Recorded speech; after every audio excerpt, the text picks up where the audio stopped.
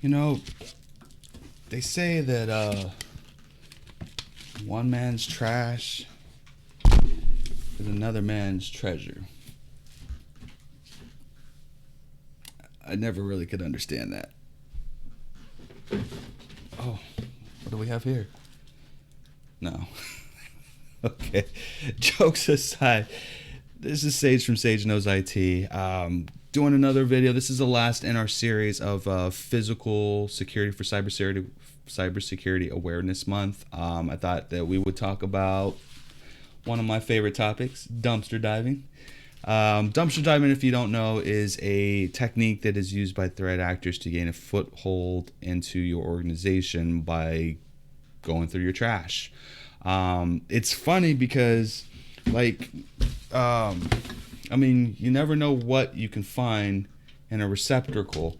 I've heard stories of different organizations throwing like electronics and hard drives without being actually wiped.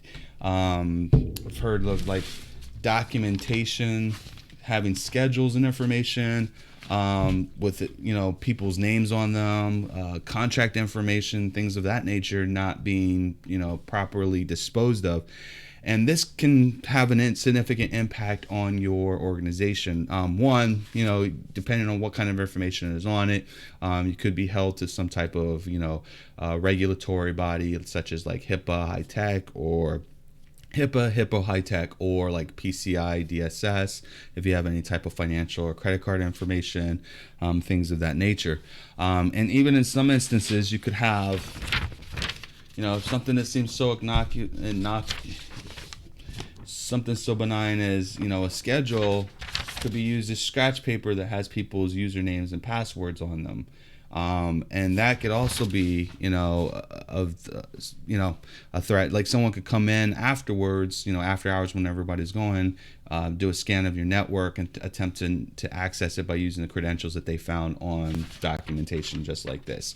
I mean, we all use scratch paper, and many people are notorious for having their credentials on there, but we have to be very wary of what we're disposing of, because dumpster diving is a real thing, and in some states dumpster diving is not illegal.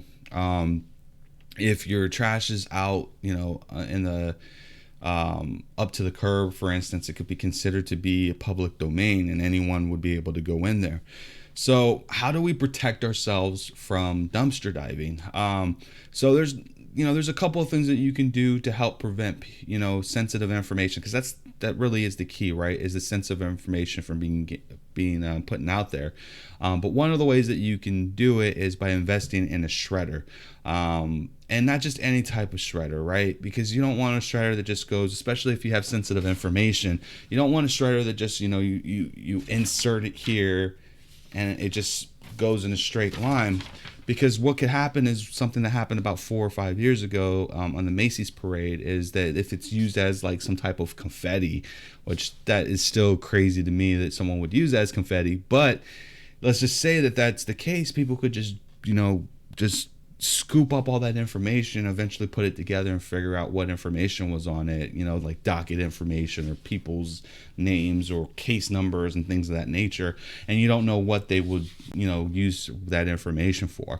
So what I would recommend is some type of, if you're going to invest in a shredder, invest in some type of cross shredder. And a cross shredder is basically, it's a shredder that you put the document in, but it basically cuts like this, right? So it makes it very difficult for people to try to piece things together and figure out what is what.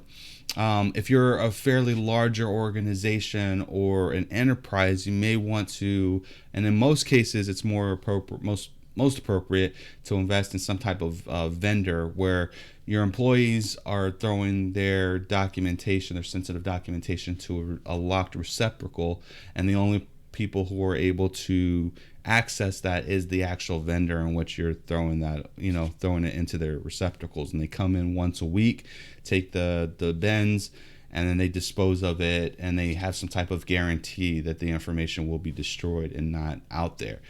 So that is ideal. If you are a smaller organization and you don't have the means to do that, then just make sure that when shredding, right? And once you shred it and you're throwing it out, try to separate them out into different receptacles so they're not going all out in the same time. But also make sure that your dumpster itself is locked and that only the vendor who is picking up your trash has the ability to unlock it. That is ideal to have. It's not foolproof, right? People could just take some locks and pliers and lock them, but it's very unlikely that they'll go through the trouble of doing that. But those are some tips that you can do, because you never know. Like I said at the beginning, hopefully I said at the beginning, it may seem very difficult, or it may not seem very difficult, but one man's trash is definitely another man's treasure. Okay? So just know that. So if you guys have any stories about dumpster diving, please feel free to drop them in the comments and let me know. I'm thrilled to hear stories about this. One, because I think it's crazy that people actually do this to gain a foothold into your network. But two, the more information that we provide to each other, the more equipped we are out there in the cyber world itself. So thank you so much for watching the video. Please be sure to check me out on Twitter, Sage's Comp Repair, Instagram, Sage's Computer Repair, all spelled out, and www.sageknowsit for all the great information, tutorials, tips, tricks related to cyber information and technology. Thank you so much for watching the video. Y'all know the drill. Keep it real.